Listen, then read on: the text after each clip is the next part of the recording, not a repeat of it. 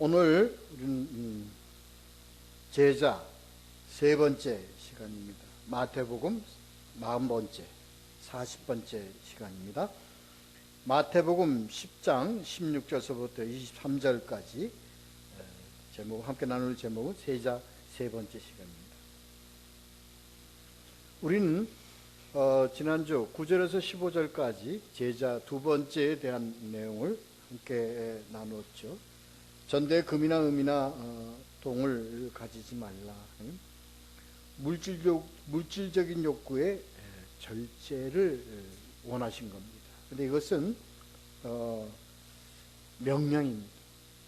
너무나 이것은 중요하기 때문에 우리가 이렇게 겉면의 말로서는 우리가 이 말씀을 따르고 준행하며 어떤 귀중한 내용의 의미를 잘 알지 못하기 때문에 아버지께서 단단하게 명령으로 가지지 말라. 그리고 여분, 너희들의 여분의 것을 취할 생각하지 말라. 두보롯이나 신발이나 이런 거 취하지 말라. 그리고 이 개념은 일용할 양식의 개념이라는 거 제가 지난주에 말씀을 드렸죠. 그렇습니다. 그리고 이것은 다 하나님께서 채워주세요. 채워주시고 하나님은 이 복음을 전하고요.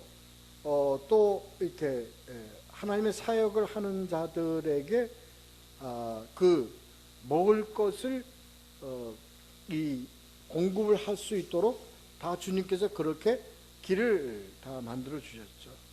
그래서 이 먹을 것을 공급하는 이 자들을 동력의 개념으로서 동력자의 개념으로 함께 할 수 있도록 이렇게 서로 나누고 하죠. 그렇습니다. 여기서 아버지께서 정하여서 이렇게 교회나 아니면 복음을 전하도록 함으로써 그리고 그 동력자를 통해서 물질의 공급을 받는 것은 이거 동력의 관계입니다. 뭘 했기 때문에 대가의 관계로 이것을 서로 나누면 안 된다. 이 의미를 하나님께서 이 말씀을 통해서 분명히 전해주시는 거예요.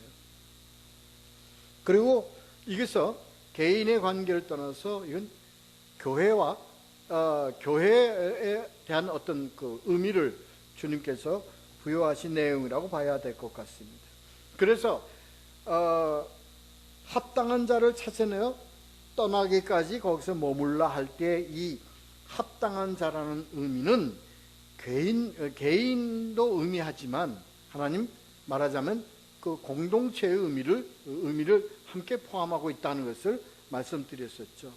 그 합당한 자라는 것은 무엇을 의미하는가? 이게 바로 하나님의 말씀을 들어서 그 말씀을 알고 깨달을 수 있는 귀 있는 자들이나 귀 있는 자들의 모임을 얘기하는 겁니다. 그렇습니다. 그래서 떠나기까지 거기 머물라 하는 얘기는 떠난다는 얘기는요, 의미로 떠나는 게 아닙니다. 하나님의 인도하심과 하나님의 허락하심 따라서 그 떠날 하나님의 그 뜻에 따라 떠나야 할 때까지 이 얘기입니다. 거기 머물라. 이리 갔다 저리 갔다 하지 말라. 거기 머물라. 그렇습니다. 그리고 그 개인이나 그 공동체에 평안을 비르라 하는 겁니다. 그래서 여기 중요한 것은요, 그 평안을 빌고 거기에 평안의 축복을 할 수 있는 그런 전제 조건은 합당한 자이어야 한다는 거예요. 그렇습니다. 그리고 전하는 자는요, 근데 이것은 주고 안 주고는 하나님의 의미도다. 이게 하나님. 그러니까 너희는 축복을 거기에 평안을 빌고 하는 것은 너희 사역자로서 그건 해야 될 일이야. 너는 그건 가서 해야 될 일인데 합당해서 받게 한다 안 한다는 누구의 소관이냐? 하나님의 소관이라는 거예요. 그래서 합당하면 받을 것이요, 합당하지 아니하면 못 받을 것이었는데 그 못 받는 것은 그러면 그 평안을 빈 그 축복은 없어지냐? 그렇지 않다. 그럼 너희들에게 되돌아온다. 너희들에게 되돌아올 것이다 라는 것의 의미를, 이게 복음 전하는 자의 축복입니다. 사실은 그렇습니다. 그리고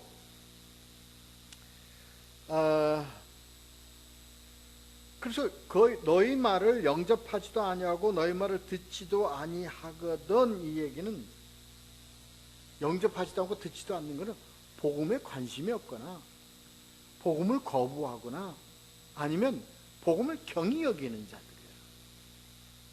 이 말씀이 오늘날 우리에게 주시는 의미에 참 크다고 말씀을 드렸습니다. 그렇습니다. 하나님의 말씀을 듣고 하나님의 말씀을 듣고 무슨 말인지 알지 못하는 것, 귀 없는 자나 경히 여기는 자나 그것을 적대적인 마음을 갖고 있는 자, 이런 자들은요 이미 그것으로 인해서 그것 자체가 뭐가 돼요? 심판의 대상이 되어버린다는 겁니다. 그래서 뒤에 소돔과 고모라보다 견디기 어렵다 하는 얘기로 지난번 함께 말씀을 드렸죠. 그래서요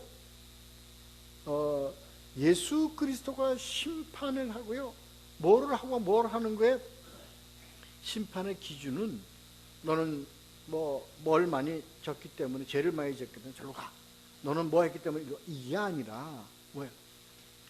하나님의 말씀을 듣고도 그 말씀을 거부하거나 또는 그 말씀이 알아듣지 못하거나 그 말씀을 경히 여기는 자들이 뭐야?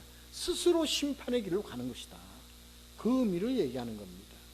그래서 이것 대단히 중요한 이었습니다. 자, 오늘은요 이제 이것에 이어서요. 그러니까 제자들의 오늘 지난 두 번째 제자들은요 이제 합당한 자와 합당하지 않은 자와 제자와의 관계에 있어서 어떤 너희들이 행해야 될 것, 너희들은 뭐예요? 물질을 그하지 말고 뭐예요? 오직 복음만 전하는데 모든 것을 집중하라. 무엇을 염려하고 그것을 준비하는 마음을 갖고 하지 말라. 너희들은 그것은 뭐예요? 아버지께 모든 것을 맡기고 너희는 뭐만 전해? 복음만 전해야 된다. 그리고 너희들이 복음을 전하는 자들, 복음을 전하는 것이 어떤 중요한 의미가 가지는가를 얘기를 하셨습니다. 그런 내용이죠. 자, 이어서 이걸 오늘 이제 16절서부터 23절의 말씀을 같이 봐야 하는데요. 그렇습니다. 그러니까 너희가 복음을 전하고, 그러니까 갖지 마, 이런 탐욕, 복음을 전하지 말고 너희들이 가야 돼. 가야면 너희들이 복음을 들을 수 있는 자가 듣지 못하는 자가 있다, 이겁니다. 그러니까 복음을 듣는 자들과 듣지 못하는 자들의 관계는 앞으로 어떻게 될 것이다라는 것에 대해서 말씀을 드렸어요. 이어서 얘기입니다. 그러니까 복음을 거부하거나 복음을 듣지 아니하는 자들에 대해서 너희가 가는 것은 하고 이어지는 겁니다. 오늘. 자, 우리 16절, 17절, 18절, 3절 함께 같이 읽도록 하겠습니다. 읽겠습니다. 시작. 보라, 내가 너희를 보냄이 양을 이리 가운데로 보냄과 같도다. 그러므로 너희는 뱀같이 지혜롭고 비둘기같이 순결하라. 사람들을 삼가라. 그들이 너희를 공회에 넘겨주겠고 그들의 회당에서 채식질하리라. 또 너희가 나로 말미암아 총독들과 임금들 앞에 끌려가리니 이는 그들과 이방인들에게 증거가 되게 하려 하심이라. 이렇습니다. 이게 이제 자, 우리 지난주에 자, 합당한 자가 있고 합당하지 않은 자가 있어요. 합당한 자에는 복을 빌어요. 그 복이 너희 들어와. 근데 합당하지 아니한 자는 뭐예요? 너희들은 그렇지, 하나님은 심판의 대상자가 된 그들이에요.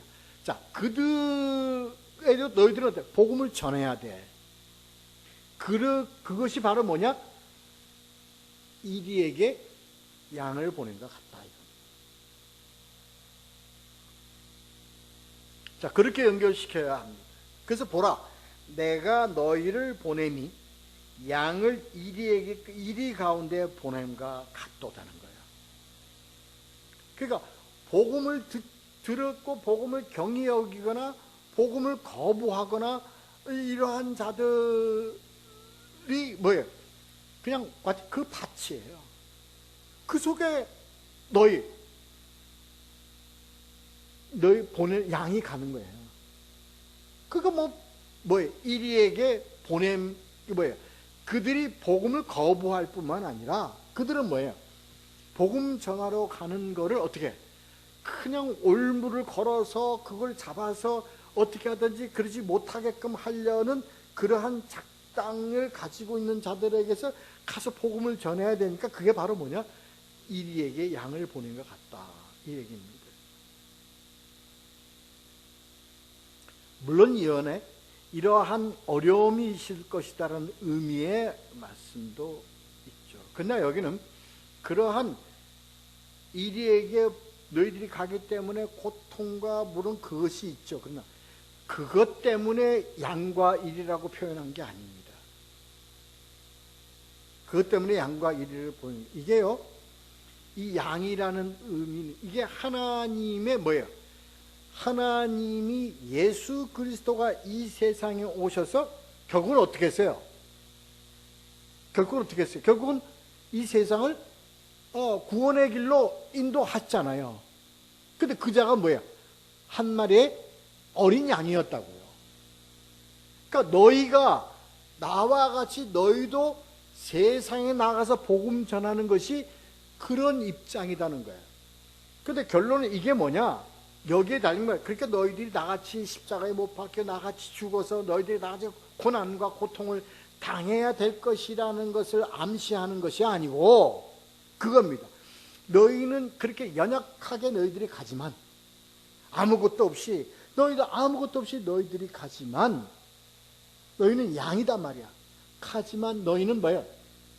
그 양을 누가 끌고 가요? 목자가. 그 목자가 누구예요? 예수 그리스도예요. 그러니까 예수 그리스도의 목자에 의해서 세워진 양이기 때문에 그 양은 이들하고 상대해서 이겨요, 져요. 이긴다는 이런 의미를 가지고 있다는 거예요. 이것은 그래서 이게 뭐만 가능하다는 거야? 이게 우리가 세상적 지식으로 이리 가운데 양을 보내면 양이 이리를 다 뜯어먹고 다 막 내장까지 다 파먹고 다 해서 결국은 뼈밖에 안 남겠죠. 이게 세상 일이에요. 근데 하나님의 진리에 의해서 이 양은 어떻게 돼요? 이리들을 다 어떻게 해요? 다 멸망시키는 역할을 한다고. 이긴다는 거예요. 그런 거를 지금 말씀하시는 거예요, 예수가 그런 거를 말씀하시니까 그런 의미를 갖고 있다는 거를 우리는 여기서 봐야 돼요. 그래서 하나님의 방법으로 승리할 수 있는 길이라는 것을 제시하는 거예요, 이게. 그래서 예수 그리스도가 산제사로 오셨으므로 뭐예요? 그 산제사에 의해서 뭐예요? 우리의 구원의 길을 만들어 놓아서 결국은 뭐예요? 사단을 멸하시고 종래는 승리하시는 예수 그리스도인과 같이 우리는 그 예수 그리스도에 의하여 보내지는 양이기 때문에 아무리 이리 가운데 들어가더라도 종래는 뭐예요? 복음으로 승리하는 그 길을 예수 그리스도가 제시해 주는 내용이다. 그게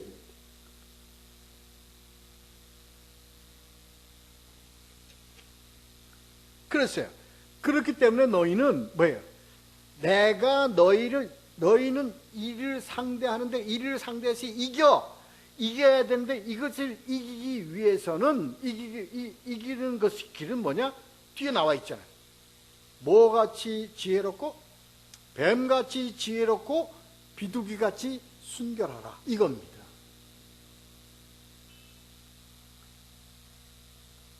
그러니까 이 뱀같이 지혜롭고 비둘기같이 순결하라는 것은 뭐야? 너희가 이리 가운데 들어가서 승리할 수 있도록 너희 뭐야? 하나님 너희에게 뭐야? 지혜를 주시는 거예요. 지혜를 주심과 같이 또는 뭐야?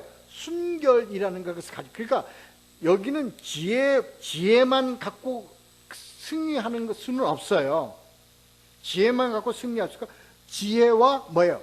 순결을 같이 갖고 있는 겁니다. 그래서 지혜는 뭡니까? 하나님이 주신 지혜, 능력이에요. 뱀같이 놀라운 그 지혜를 주신 거예요. 그 지혜를 가진 중과 같이 뭐예요? 순결. 이 순결, 뒤에서 나오는 순결은 뭐냐? 순수한 순종을 의미하는 겁니다.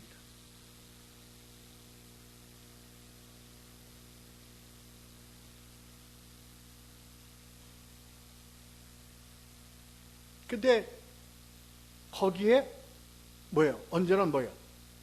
하나님의 뭐예요? 그러한 하나님의 방법, 하나님의 방법. 예수 그리스도가요 십자가에 못 박히심으로 이렇게 어떻게 복음을 전하고요, 병을 고치는 병을 고쳐 치유하시고 자연을 다 다스리시고, 그러므로 인해서 그것을 종래는 뭐예요? 그러한 모든 능력과 지혜를 가지고 십자가에 못 박히시는 순종, 그겁니다. 그러니까 우리는요, 우리가 그리스도의 제자로서의 삶을 가려면 뭐가 있어야 돼요? 첫째는 지혜가 있어야 돼요.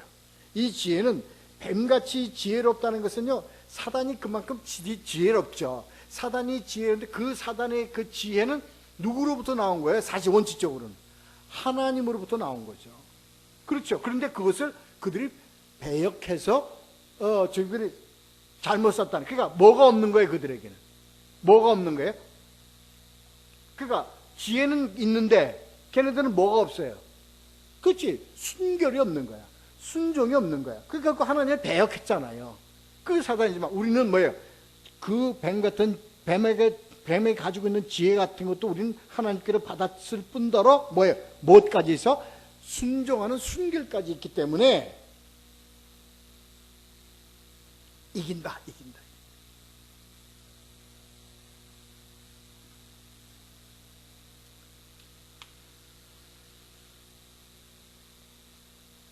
그래서 여기서 왜 이겨? 왜 이런 모든 그 지혜와 순결로서 이기는 것은 왜 이기냐 하는 그것은요, 맨 앞에서 보내는데 누가 보내요? 내가 보내기 때문에. 내가 누구야? 예수 그리스도예요. 그러니까 예수 그리스도로 인하여 우리가 보냄 받았기 때문에, 예수 그리스도로 인하여 보냄 받았기 때문에 우리는 누구에게 종속된 자요? 예수 그리스도에게 종속된 자이기 때문에 이기는 거예요. 왜? 그분이 이기셨기 때문에. 그분이 이기신 모든 지혜와 모든 순결을 우리에게 그대로 위임해 주셨기 때문에 우리는 뭐예요? 이길 수밖에 없어요. 왜? 누가 보냈기 때문에? 예수가 보냈기 때문에. 이겁니다. 그래서 여기 이 문장에서의 중요점은 내가 너희를 보낸 것은 내가가 중점이 있고, 왜? 내가 너희에게 내가 너희를 완전 덮어 씌워가지고, 뭘로? 지혜와 순결로 덮어 씌워가지고, 순종으로 덮어 씌워가지고, 이길 수 있는 모든 것을 너에게 다 위임해 줘가지고, 대리를 해서 너희들이 가서 할 수 있도록 나를 보내주신 거예요. 그렇습니다. 그러니까 우리는 뭘 지키면 돼요? 뭘 지키면 됩니까? 지혜와 순결을 지키면 돼요. 또 하나, 이 지혜와 순결을 우리에게 주신 것이 누구다? 나를 보내신 분이 누구다? 예수다. 이것만 가지고 있으면 이긴다는 거예요. 승리한다는 겁니다. 근데 어디에서 다 무너져요? 뒤에서는 뭐가 무너져요? 지혜는 지혜인데 뭐가 없어서 무너져요? 순결이 없어. 그리고 앞에서는 누가 보내? 예수가 보냈는데, 예수가 보낸 것이 뭐야? 결국 누가 보내? 내가 이게 데려갔다. 그 내가는 예수 내가가 아니라 내 내가단 말이야. 내 내가. 나단 말이야. 나다. 예수가 아니라 내다. 내 능력으로. 내가 잘나서, 내가 능력이 있어서. 그래서 넘어지고 마는 거예요. 넘어지고 마는 거예요. 그래서 예수님이 그럴 때 너희가 지혜롭고 순결함을 가지고 있어야 된다 하는 겁니다. 순종. 그렇습니다. 이게 우리가 뭐야? 주인과 종의 관계입니다. 그래서 나는 이 종이라는 의미에는, 종에는요 딴 게 없어요. 내가라는 게 없어요. 응? 옛날에 종은 뭐예요? 무엇도 없었어요? 성도 없었대잖아요. 그냥 뭐예요? 그냥 개똥이야. 응? 그냥 뭐 그냥 무슨 뭐야 그냥. 응? 족보도 없었단 말이에요. 오직 뭐야? 그냥 주인에게 매여 있는 거예요. 이와 같은 거라고. 이와 같은 거. 그거에 그래서 사역의 관계에서 나는 종으로서 무슨 이 종이 말로 종이 아니라, 나타내는 종이 아니라 뭐예요? 진짜 말이에요. 그냥 온전한 그냥 예수 그리스도로 인하여 보냄받은 자, 그리스도에게 속한 자, 이것을 나타내는 종이라는 거예요. 그러니까 말만 종이고, 응?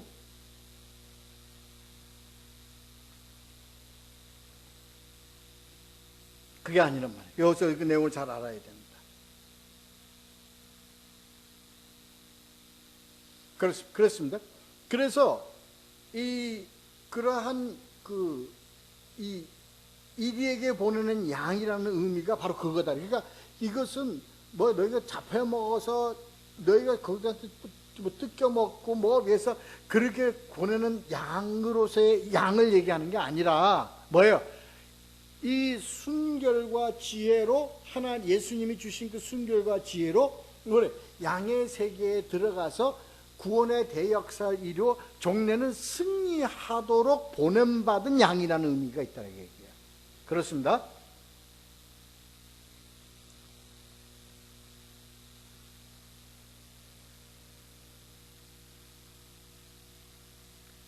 이 뱀같이 지혜롭다는 그 뱀은요, 우리가 좀 있잖아요. 뱀은 사단인데, 그런데 이 성경에도 그렇고, 또는 그 옛날에 그 고대 근동 지방에 이렇게 문화가요, 이 뱀을 뭐의 상징으로 많이들 거론됐냐면, 지혜의 상징으로 많이 거론됐었습니다.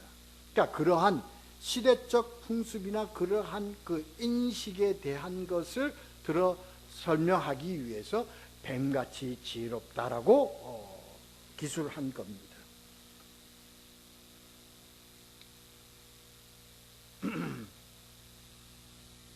자, 그리고 17절에서 보면 그래요. 근데 뱀같이 지혜롭고 순결해야 돼. 그 지혜로워야 될 일이 있는데, 지혜로워야 될 일이 뭐냐? 왜 지혜로워야 되느냐? 17절에 나와 있는데 뭐를 삼가라? 사람을 삼가라는 겁니다.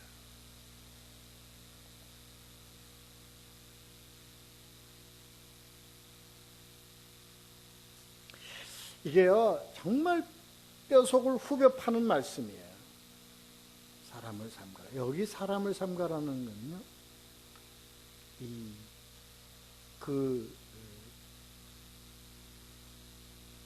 너희 편인 것 같지, 너를 참 위해 주는 것 같지, 응?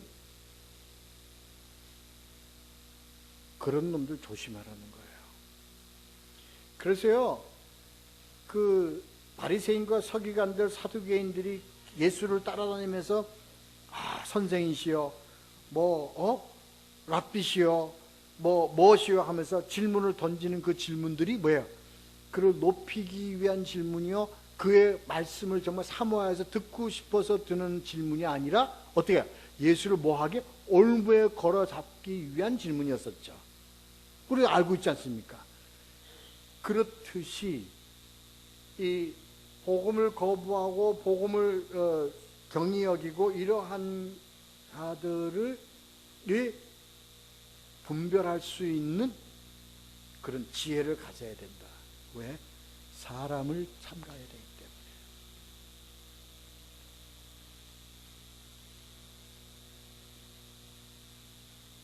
그렇습니다. 결국은요, 이 예수 그리스도의 제자들이요, 항상 사람한테 붙잡히고 사람한테 속고 사람으로 인해서 고통받았습니다. 그게 다 어디에 나옵니까? 고린도 전후서에서도 나오고요. 다 그렇습니다.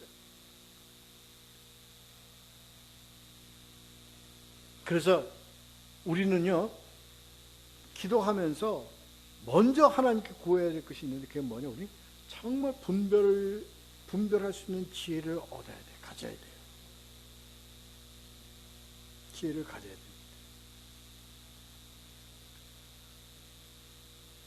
그럼에도 불구하고 속기도 쉽고, 참 나중에는 그걸 당한 다음에 정말 참 그런 경우도 많지만, 그러나 하여튼 우리는 기도해야 돼요. 그리고 우리는 뭐예요? 이것을 우리는 항상 구비해야 합니다. 예수님이 예수 그리스도가 하게 우리가 복음서에서 보면 저들이 이것이 어떤 의도로 하는 질문인가를 아시고, 이렇게 되면 그들이 자기를 해하려고 하는 것인 줄 아시고, 그건 뭡니까? 속을 잃는다는 거예요. 안다는 겁니다. 그렇습니다. 그러니까 그들이 결국은 뭐야? 선생을 결국은 뭐래요? 거기 어디다가 그들이 따라다니는 목적이 뭐냐면 공회에 넘겨주려고 그래요. 응? 회당에 채찍질 하려고, 회당에서 채찍질 하려고 그러는 거예요.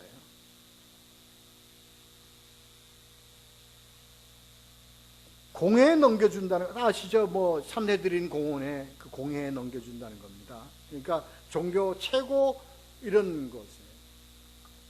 그러니까 그들이 약점을 잡아가지고, 예수의 약점을 잡아가지고요, 공회에다가 소송을 걸어 넘겨줘요. 상소를, 고소를 합니다. 고소를 하면요, 그때 뭐예요? 뭘로 예수를 갖다가, 아니면 예수 믿는 자들을 압박하느냐? 다수의 논리라는 것.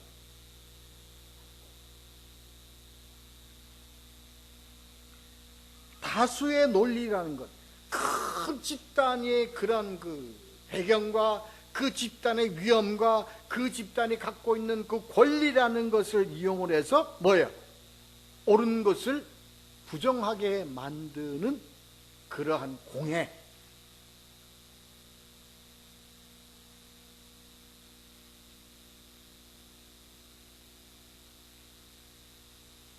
여기가요, 이게 어떤 우리가 어디까지 우리의 이 말씀에 대한 그 개념, 이 말씀에 대한 의미를 우리가 어디까지 확장을 시켜야 되냐면요, 오늘날도요, 다수의 권위와 다수의 그걸로 뭐예요? 이 옳은 복음 자체를 방향을 틀어버리는 그런 내용들이 굉장히 많습니다. 예를 하나 들어드릴까요? 지금 미국에 52개주인가요? 주가 51개인가요? 52개인가요? 그 중에서 제가 뉴스에 들어보니까 32개 주가 동성 결혼을 이미 승인했습니다. 그리고 교회에서도 동성 연애자에게 목사 안수를 주는 그것이 이미 장로교회까지도, 마지막 전통을 지키는 장로교회에서까지도 승인을 해준 결과가 미국에서 일어났어요. 이제는요, 동성애자의 설교를 들어야 되고, 동성 결혼을 그러니까 목회자가 동성 결혼을 그러니까 이것을 거부하는 교회가, 지금은 이것을 거부하는 교회나 목회자들이 이런 교단의 그런 헤드쿼터, 교단으로부터, 교단총회로부터 뭘 봐요? 협박을 받는다는 거예요. 이게 뭡니까? 공회에 넘겨주어서. 우리나라에서는 안 일어날 것 같습니까? 아이, 금방입니다. 금방 그렇게 됩니다. 이미 미국에 있는 장로교까지도 다 이것이 동성 결혼을 찬성을 해갖고 이것이 다 승인됐는데 어디에 나와 있어요? 동성애는 안 된다는 게 어디에 나와 있어요? 성경에 나와 있어요.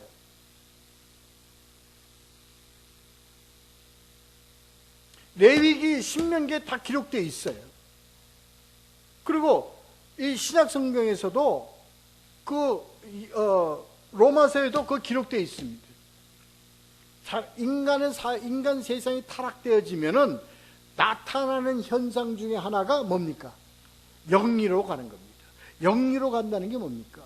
남자하고 여자하고의 관계가 아니라 여자하고 여자, 남자하고 남자, 근친이 이루어지고, 이게 이런 모든 것들이 다 영리입니다. 누가 그렇게 만들고 있어요? 사단이 세상을 그렇게 만들어요. 그러니까 사단이 역할이라는 게 뭐니까, 일반적인 윤리와 도덕과 이런 그런 순환되어지는 그 순리를 사단이 전부 다 까뒤집어 놓는 거예요.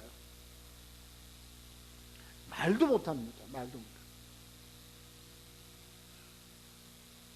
그래서 여기에 얽혀 매여 있는 교회나 개인들은요, 다 어디가 아주, 이건 그저 일반 성도나 일반인들이 피는 그런 바람이 아니고, 이거 아니라, 뭘로 가느냐? 대개 성직자들이나 이런 문제가 되는 내용들이 다 뭐냐? 전부 다 아주 호름입니다. 음란입니다. 그럴 수밖에 없습니다. 지금 이 이게요. 그래서요, 우리가 복음을 지켜야 하는 이 복음을 지키는 것이요. 여러분, 우리가 이 복음 지키는 게 쉬울 것 같습니까? 우리끼리 그냥 복음 전하면 이게 되게 쉬울 것, 절대 그렇지 않습니다. 앞에 얘기한 듯이 우리는 어디에 가야 되는 거예요? 이리 가운데로 가야 하는 길입니다. 그 길이 복음 지킨다는 게 이제 곧 그렇게 됩니다. 여러분, 중국에, 변목사님 중국에 가서 강의를 중국에 가서 중국 가니까 5만 이단이 다 들어와 있다는 거예요.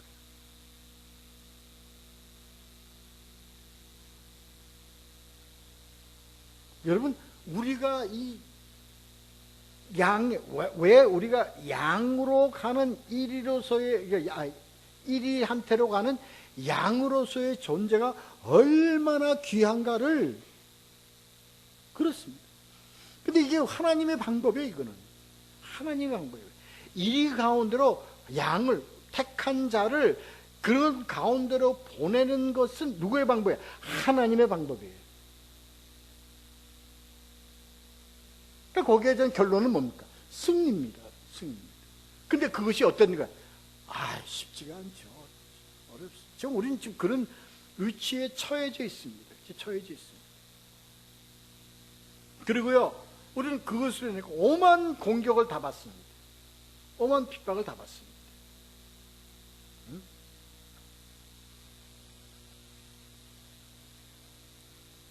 자, 이제 그렇게 되는데, 그 다음에, 그래서 이제 우리는 이제 공회에서의 어떤 우리가 그런 협박과 위협을 통해서 우리는 그걸 받아요. 여기에 머물지 않고 18절에 보면 이제는 그 교단이나 교계를 떠나서 그들이 우리를 누구한테 넘겨주냐면 총독들이나 임금 앞에 끌려간다. 임금 앞에 넘겨준다는 거예요. 이게 무슨 얘기냐면 이제는 종교의 힘보다 그거 갖고는 안 되니까 세상 법정으로 넘겨주는 거예요. 세상 권력한테 넘기는 거예요. 왜? 세상에요, 세상 권력자하고 종교 지도자들하고요 가장 손을 잡고 있기 때문에 그래요. 그게 뭡니까? 정경유착입니다. 그건 정치와 경제가 유착이지만 이거는 뭡니까? 정치와 종교가 유착하는 겁니다. 그렇습니까? 그렇지 않습니까? 그래요.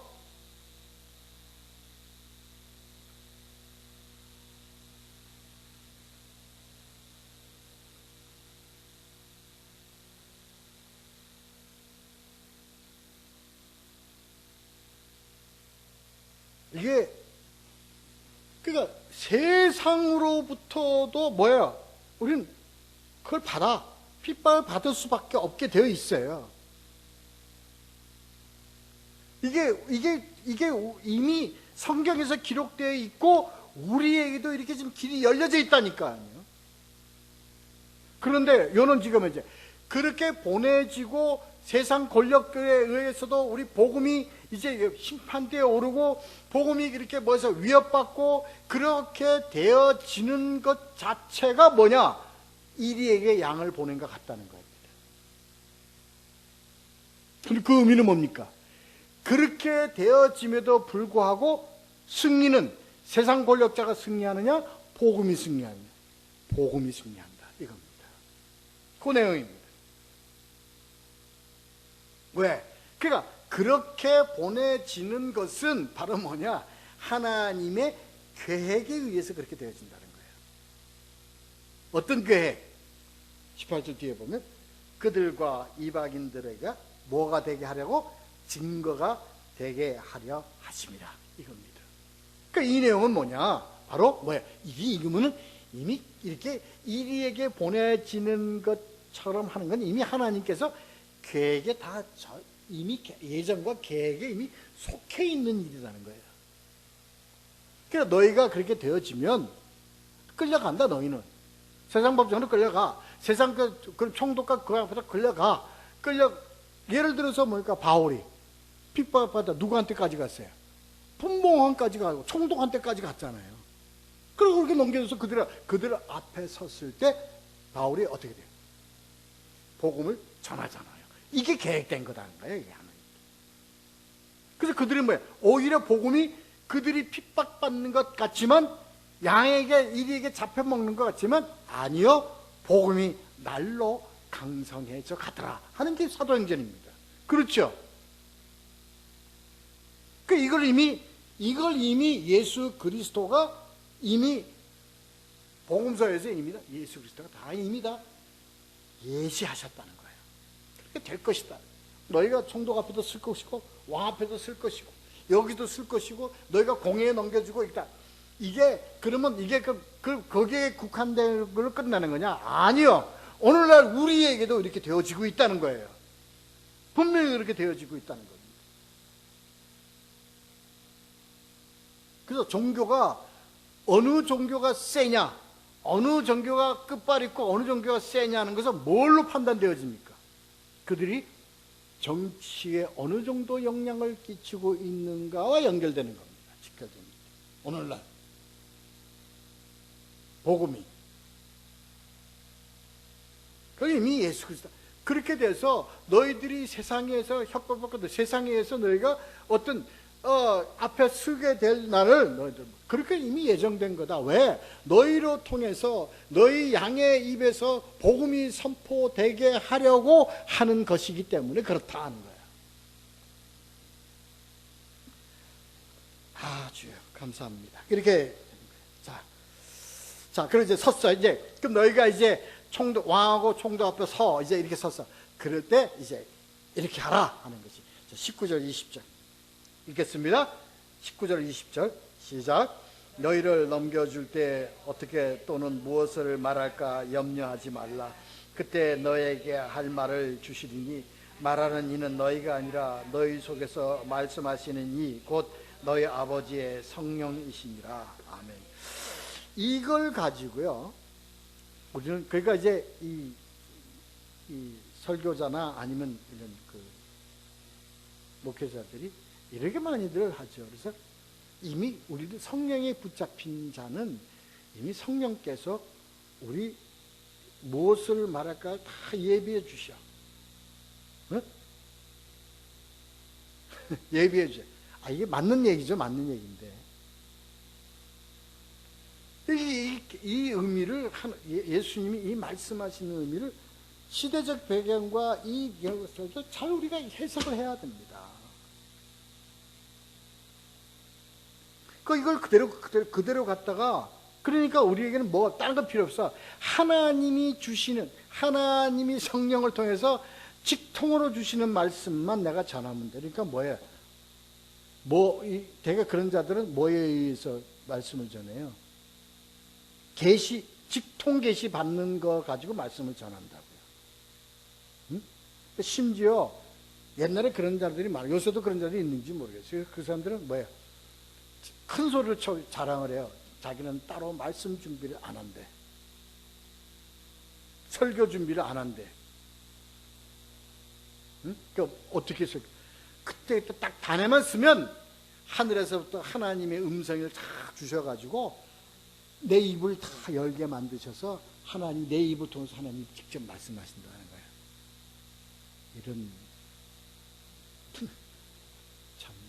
이런 분들이 참 위대한 분들이 많으죠. 그러니까 이걸 해석을 우리가 여기서 얘기할 때는 왜 예수님이 이렇게 얘기하신 건 이미 이전에 예수 그리스도가 오셔서 사역할 때예요. 이때는 뭐가 있었어요? 아무것도 없었잖아. 뭐가 있어요? 그냥 예수님 말씀밖에 또 없었잖아요. 자, 이거 내용을 잘 익혀보자고요. 너희를 넘겨줄 때 뭐예요? 너희에게 할 말을 주시리니라는 거예요. 이거요, 그러니까. 맞아요. 하나님께서 우리에게 할 말을 주세요.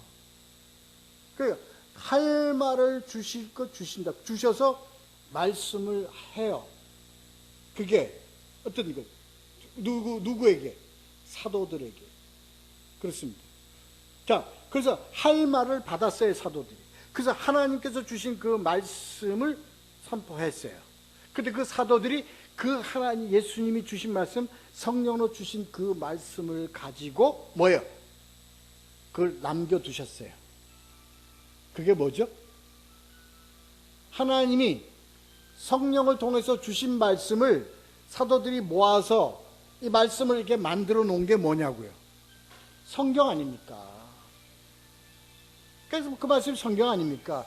그러니까 여기서 너희에게 할 말을 주시리니, 이때가 지금 너희가 이제 예수가 십자가에 못 박히고 너희가 이제 이방인에게 복음을 전파해야 되는데, 이방인에게 복음을 전파하면 너희들이 세상을 어지럽게 한다고 그래가지고 너희들이 막 총독한테도 넘기고 왕 앞에서도 쓰고 막 그렇게 될 때가 와. 응? 누구같이? 바울처럼. 서서 이렇게 돼. 섰을 때 예수님이 바울에게 말씀을 주셨잖아요. 복음을 주셨잖아요. 그러니까 그 복음, 오늘날 우리 예수 그리스도의 제자된 우리들이 가서 우리가 세상 앞에서 우리가 복음을 전할 때 이미 주셨다고. 사도들에게 준 말씀이 있잖아요. 그 말씀이 기록된 게 뭡니까? 성경 아닙니까?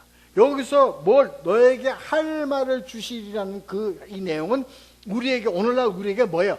성경을 주셨다는 의미입니다.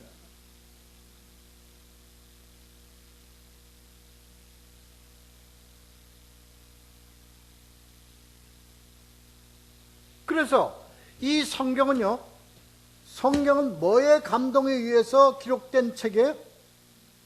성령의 감동에 의해서 기록된 책이죠. 그걸 성경이라고 그러지 않습니까? 그 말씀이 어디냐? 그 뒤에 나오는 말씀이 20절. 응?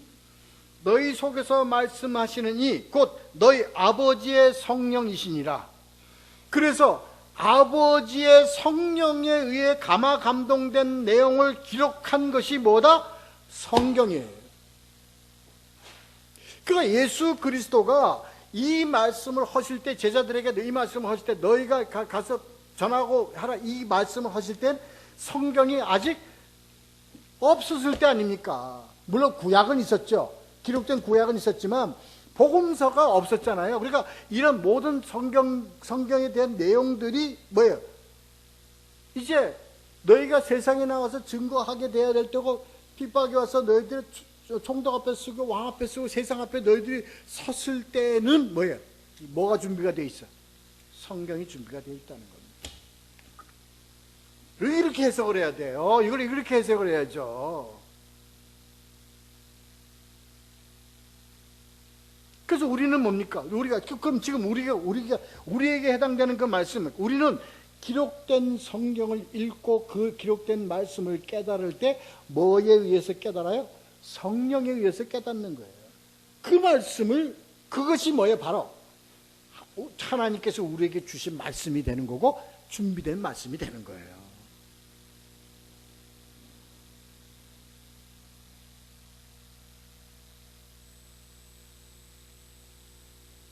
그렇습니다. 정확하게 잘 봐야 됩니다. 그래서 우리는 뭐예요? 너희가 뭘 가지고 가면 돼? 그냥 우리는 성경 들고 성경에 있는 말씀 가지고 가면 되는 거예요. 결론적인 내용이 그겁니다. 여기서 말하자고 하는 내용은요, 너희는 오직 뭐예요? 거기 이렇게 너희들이 갈 때 너희들이 이기는데 뭐 가지고 가면 너희들이 이기느냐? 뭐 가지고 이기느냐? 말씀 가지고 이긴다는 거예요. 말씀 가지고. 말씀이란 그 말씀은 어디? 성경에 기록된 말씀을 성령으로 인해서 깨달은 그 복음, 그 말씀 가지고 너희는 이겨 승리한다는 내용의 말씀이라는 거예요.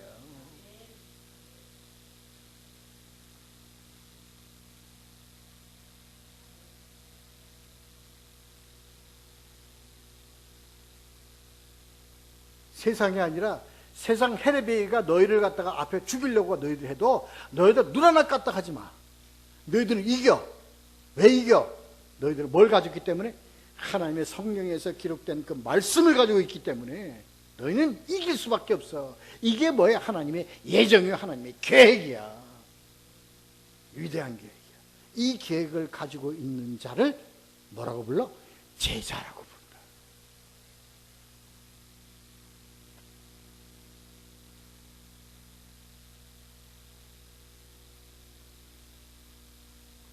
자, 우리 이제 21절, 22절, 23절 읽고 마치도록 하겠습니다. 세 절 읽겠습니다.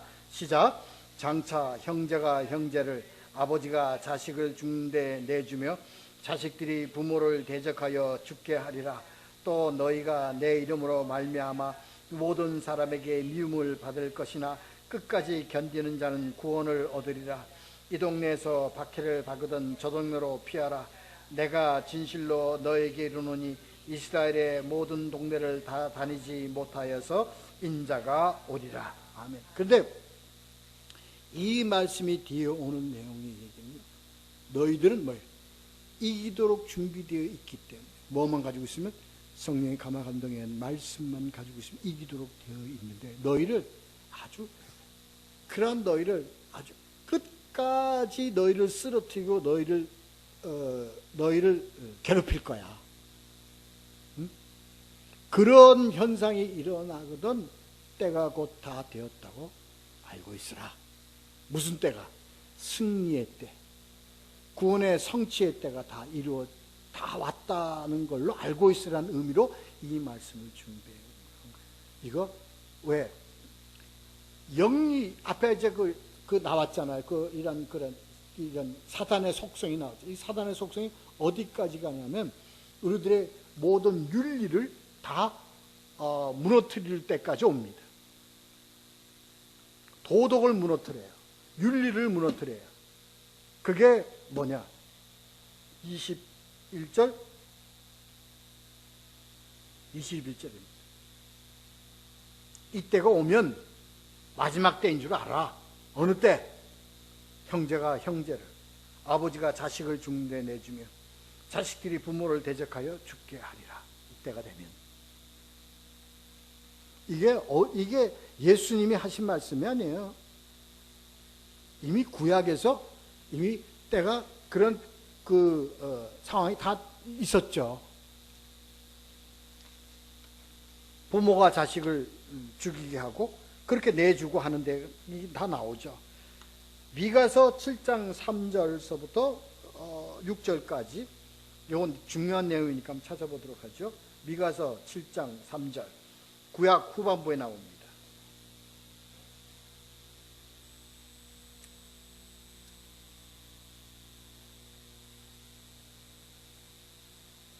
미가서 7장 3절서부터 6절까지 자, 좀 안 찾아도 되겠어요. 제가 그냥 읽을게요. 자, 이제 들어보세요. 두 손으로 악을 부지런히 행하는도다. 그 지도자와 재판관은 뇌물을 구하며 권세자는 자기 마음의 욕심을 말하며 그들이 서로 결합하니. 이게 뭡니까? 종교와 정치가 결합한다는 겁니다. 그 다음 4절. 그들이 가장 선한 자로도 가시 같고 가장 정직한 자로도 찔러 울타리보다 더하도다. 그들의 파수꾼들의 날, 곧 그들 가운데 형벌의 날이 임하였으니 이제는 그들이 요란하리로다. 그때가 되면 이제 마지막 때라는 걸 알고 있으라는 얘기입니다. 5절. 너희는 이웃을 믿지 말며 친구를 의지하지 말며 내 품에 누운 여인에게라도 내 입의 문을 지킬지어다. 미가서 7장 3절. 7장 3절. 그렇습니다. 내 이웃을 믿지 말며 친구를 의지하지 말며 네 품에 누운 여인에게라도 내 입의 문을 지킬지어다. 6절. 아들이 아버지를 멸시하며 딸이 어머니를 대적하며 며느리가 시어머니를 대적하리니 사람의 원수가 곧 자기 집안 사람이리로다. 이미 구약에 이러한 내용에 대한 것이 이미 구약에 다 나타나 있는 사실입니다.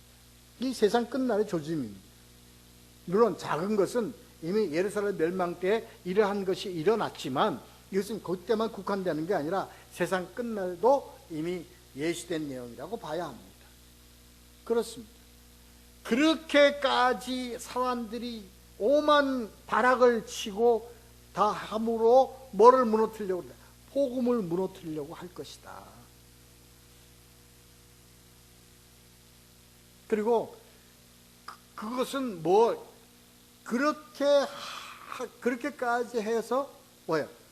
너희가 내 이름으로 말미암아 모든 사람에게 미움을 받을 것이냐? 미움을 받을 것이냐? 미움 받는다는 겁니다. 우리는. 세상으로부터 우리는 미움 받을 수밖에 없어요.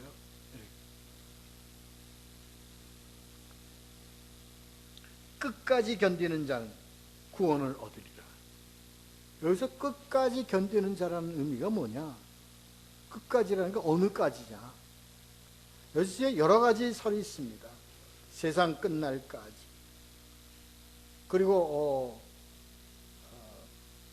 뭐 그런 등등 여러 가지 내용이 있습니다만 여기서 그대로 글자 그대로 이것은 뭐예요? 너의 생명이 다할 때까지다. 너희들이 생명이 다하고 너희들이 지금 육신으로 너희들이 이미 다 죽어서 이제 너 땅속에 파묻히는데 더 이상 무슨 인내가 필요하냐? 그때까지 너희가 하면 그것이 어느 날까지 너희들이 그 끝까지 생명이 다할 때까지 너희들이 신앙을 지키고 복음을 지킨 그것은 뭐까지 세상 끝날까지 지킨 것과 같다라는 의미로 이미 너희는 뭐예요? 구원을 성취한다 이 얘기입니다. 자, 그렇기 때문에 다시 한번 결론을 내서 사람을 조심해라. 그리고 뭐예요? 어떻게 알아? 너희들이 이 동네에서 너희를 박해하거든 맞서지 말고 어떻게 알아? 저 동네를 피하라는 거예요. 이건 어떤 의미가 있냐면요, 너희들이 하나님의 순교는요 우리 마음대로 하는 거 아니에요. 우리 그냥 그 결심과 우리 그걸로 되어지는 거 아닙니다. 순교도 하나님의 허락하심과 하나님의 인도하심이에요. 그런데 그것까지도 순교까지도 예수님은 하나님은 무엇 때문에 그렇게 허락하시고 그렇게 인도하시는가? 그것은 뭡니까? 복음 때문입니다. 복음을 위해서입니다. 그러니까 너희는 죽이고 살리는 것 누구 속? 하나님의 뜻, 하나님의 그 소관이에요. 그러니까 너희들은 최선을 다하여 뭐예요? 죽음을 자처하지 말고 뭐해라? 뭐에다 중점을 두라? 삶을 복음 선포나 복음 전달에 중점을 두라는 겁니다. 그래서 너희가 피할 수 있으면 피해서라도 너희들은 뭐야? 다른 데 가서도 복음을 전하도록 그렇게 하라는 겁니다. 이 말의 의의가 가시죠? 그러니까 순교도 우리의 의지와 우리의 뜻으로 하는 거 아니에요. 순교도. 우리는 무슨 수를 쓰든지 간에 한 사람이라도 한 곳이라서 더 가서 우리는 복음을 전해야 돼.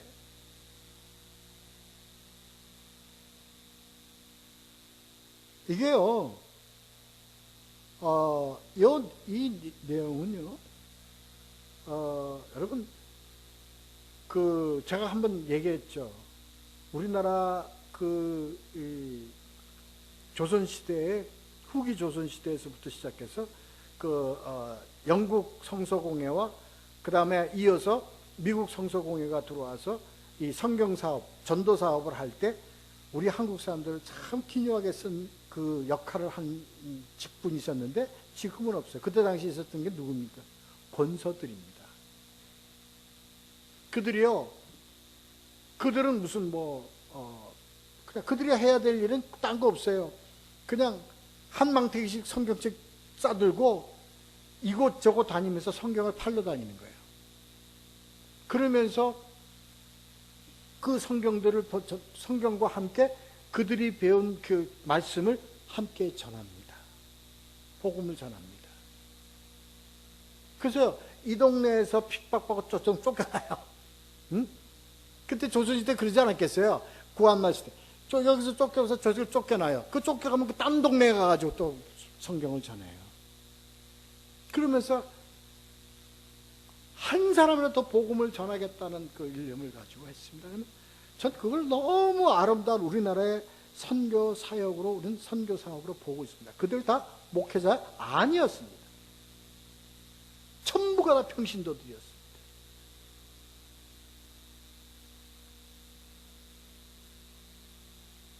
평신도들이었습니다. 그들이 성경만 팔았어요?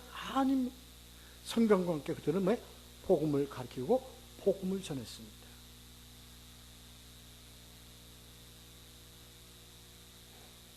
그래요.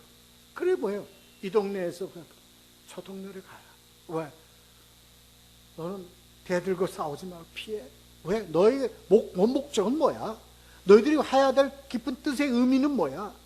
한 곳에 들어가서 복음 전하는 게 중요한 거야. 한 사람에 들어가서 복음 전하는 게 더 중요한 거야.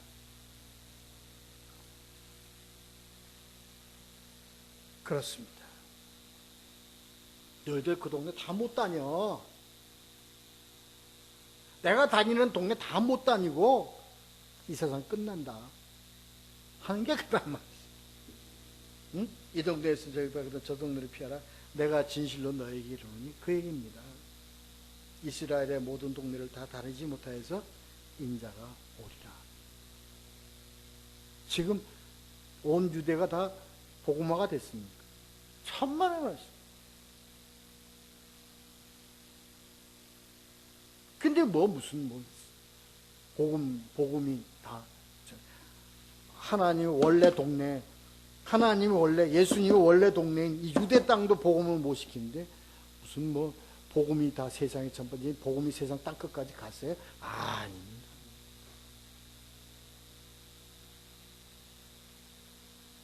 지난주인가 지지난주 했잖아요. 차라리 너희들이 이스라엘의 잃어버린 양에게로 가라. 중요한 의미가 있습니다. 복음을 전하는 것도 중요하지만 다른 복음 전하는 게 그만큼 중요하다는 거예요. 저들이 예수 그리스도를 거부하는 저들에게 예수 그 두 글자 심는 게 그만큼 힘들고 어렵다는 거예요. 그들은 잃어버린 양들이에요. 우리가 교인들이에요. 그래서 안 믿는 사람 전도하는 것보다도요, 뭐가 더 어려워요? 믿는다고 하는 자들에게 바른 복음 전하는 게 더 힘들다니까. 나 믿고 있는데요, 나 알고 있어요. 나는 이미 하나님이 이미 난 가요. 나는 천국. 난 구원 받았어요. 그냥 딱 철폐를 하더라고요. 들어갈 구멍이 없어요. 유대인이나 그들이나 다른 게 뭐가 있어요? 똑같아요.